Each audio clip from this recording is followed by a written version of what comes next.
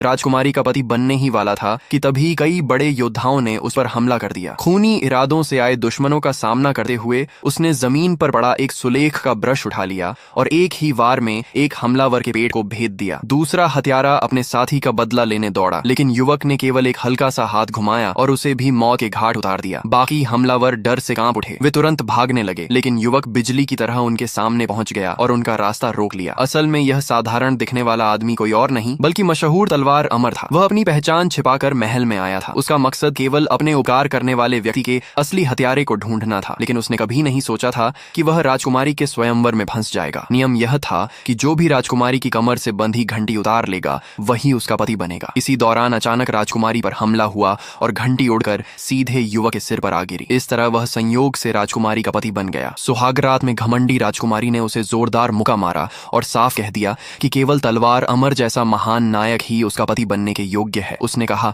कि जब तक वह उत्तर रोम के 1 लाख घुड़सवारों को नहीं हरा सका तब तक उसे छूने का भी अधिकार नहीं है। उत्तर रोम की बर्बर सेना सीमा पर लूटपाट, आगजनी और हत्याएं करती रहती थी। इसी कारण राजकुमारी उनसे बेहद नफरत करती थी। अगले दिन वह युवक को प्रशिक्षण मैदान में ले गई और पहरेदारों के प्रमुख जैक्स को उसकी ताकत जांचने का आदेश दिया। जैक्स शुरू से ही इस नए दामाद को निकम्मा समझता था। ऊपर से उसने युवक को उस पर प्रहार करने के लिए कहा, लेकिन अंदर ही अंदर वह एक खतरनाक तकनीक का इस्तेमाल कर रहा था ताकि मौका मिलते ही उसे खत्म कर सके। युवक ने एक मुक्का मारा, उसकी ताकत पलटकर सीधे जैक्स पर जा लगी और वह मैदान में खून उगलने लगा। अपनी बेइज्जती छिपाने के लिए जैक्स बोला कि उसकी पुरानी बीमारी फिर से उभर आई है। इसके बाद उसने अपनी तलवार की शक्ति दिखाई। उसने दूर रखी मोमबत्तियों की कतार को एक ही वार में बुझा दिया और सैनिक उसकी तारीफ करने लगे। अब युवक की बारी आई। सब लोग उसकी बेइज्जती देखने का इंतजार कर रहे थे। उसने जानबूझकर हल्के से हाथ हिलाया, जैसा सबने सोचा था। एक भी मोमबत्ती नहीं बुझी। लोग उसका मजाक उड़ाने लगे, लेकिन किसी को पता नहीं था कि उसकी असली तलवार शक्ति 100 मीटर दूर तक जा चुकी थी और वहां छिपकर देख रहे एक व्यक्ति को घायल कर चुकी थी। यह देखकर वह व्यक्ति हैरान रह गया। 100 कदम दूर बैठे इंसान को घायल कर देना साबित करता था कि युवक की ताकत 9वें स्तर से भी कहीं ज्यादा थी। तभी उत्तर रोम का राजकुमार